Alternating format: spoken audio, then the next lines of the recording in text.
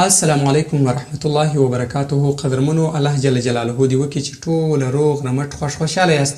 محترمینو، یو وعده مې در سره کړې وه، هغه دا چې زه به په ایډاب اډیشن CS6 باندې تاسو ته درسونه جوړوم او هغه درسونه مې په ډیر ښایسته انداز کې او په ډیر اساني انداز کې درته جوړ کړي دي چې هر هغه څوک چې د انګلیسي ژبې سره ولد وي که نه وي ولد، که انګلیسي ژبه زده وي که نه وي زده، دی به د دې درسو څخه فایده اخیستلی سي. دی به په دې درسو باندې بالکل دغه پروګرام زده کولی سي. محترمینو، که چیرې تاسې زموږ د یوټیوب چینل نه وي سبسکرایب کړي، زموږ د یوټیوب چینل در سره سبسکرایب کړئ او په څنګ کې د بیل یا ژنګولي علامت ووهئ چې زموږ ټولې ویډیوګانې چې موږ اپلوډ کوو د تاسو پورې په ډېره چټکۍ سره در ورسېږي او تاسې فایده ځینې واخلئ. محترمینو، اوس ورځو د ویډیو د شروع کولو په لور باندې. بسم الله الرحمن الرحیم. ایډاب اډیشن را خلاص مې کړئ. ایډاب اډیشن چې مې را خلاص کړي اوس په دا ترتیب باندې دی پروت دی. په دې باندې موږ نه یو خبر چې ریکارډ چیرې شروع کېږي او په دې نه یو خبر چې بیا ریکارډ څنګه درېږي او بیا ریکارډ چیرې سیو کېږي. په دې ترتیب باندې به اوس موږ وګایږو په دې درس کې. اوله پلا ریکارډ شروع کوو. دغه مخامخ سورغمۍ که تاسو ته ښکاره کېږي دا وهمه، ورپورته کېږم اوکې بټن. اوکې بټن چې مې وواله دا ریکارډ دا دی شروع سو. اوس که څوک د قرآن مجید تلاوت کول غواړي یا نصیحت بیان کول غواړي یا نعت شریف ریکارډ کول غواړي، دا ټول ریکارډ په دې ځای کې اوس دا دی روانېږي. زموږ ریکارډ تاسو وینئ چې زموږ ریکارډ په ډېر ښه انداز کې روان دی. نو دغه ریکارډ اوس درول غواړم چې زه باید دا ریکارډ څنګه ودروم. دا ریکارډ به بیا راسي، دلته دا بټن تاسو ته ښکاره کېږي، دا بټن به ووهئ، په دې باندې ریکارډ درېږي. او یا په کیبورډ کې هغه غټه بټن دې ته سپیس بټن ویل کېږي، اوږده غټه بټن دې ته سپیس بټن ویل کېږي، یا هغه ووهئ. خو زه اوس دا ښکاره بټن تاسو ته ووم د دې دپاره چې تاسې دا مخامخ بټن ده درته ښکاره ده، مخامخ به دا تاسو زده کړئ. ومې وواله ریکارډ ودرېدی. اوس دا ریکارډ ودرېدی. اوس دا اندازه نه راکوي چې زه ریکارډ چیرې سیو کړم.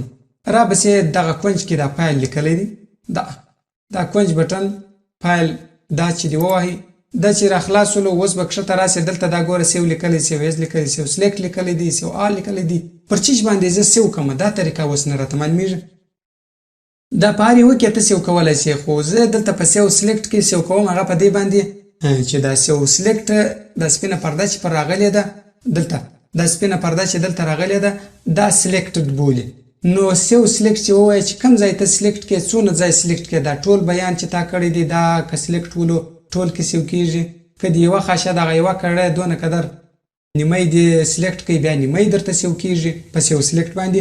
په سیو ایز باندې ټول مکمل که سلیکټ وي که نه وي سلیکټ هغه سیو کېږي.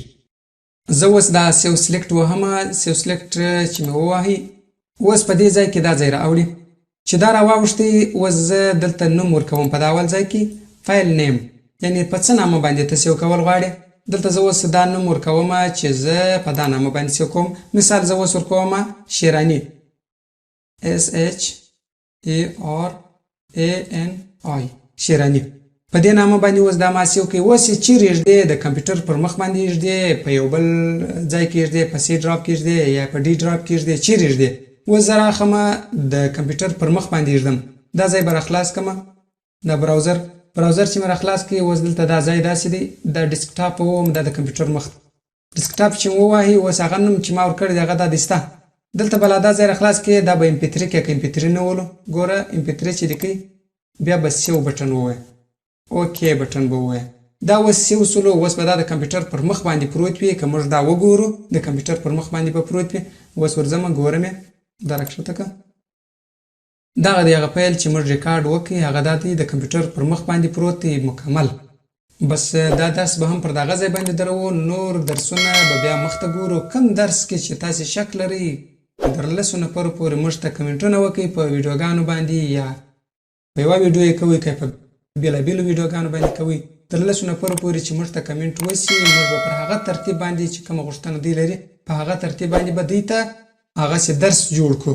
او که چیرې یو څوک په یو ځای کې کم شک لري بیا زموږ لمبر د واتساپ لمبر هم دا دی سته. په واتساپ باندې هم رابطه کولی سي، دغه په ټلیفون باندې هم رابطه کولی سي.